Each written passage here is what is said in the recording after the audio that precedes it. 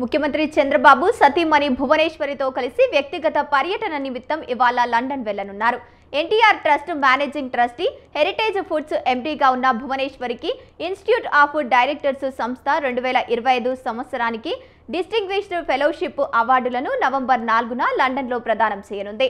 Heritage foods కు excellence in corporation governance విభాగంలో golden peacock అవార్డును ఆ సంస్థ ఎండీ హోదాలో అదే వేదికపై భువనేశ్వరి అందుకోనున్నారు.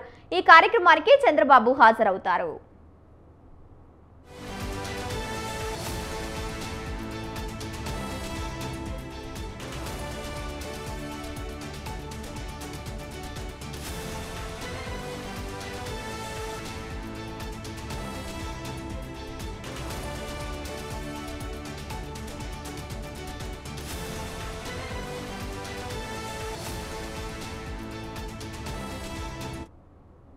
ఎన్టీఆర్ ట్రస్ట్ ద్వారా ప్రజాసేవ, సామాజిక సాధికారతకు పాటుపడుతున్నందుకు భువనేశ్వరిని విశిష్ట వ్యక్తిగా గుర్తిస్తూ ఐఓడి సంస్థ డిస్టింగ్విష్డ్ ఫెలోషిప్ అవార్డును అందిస్తోంది.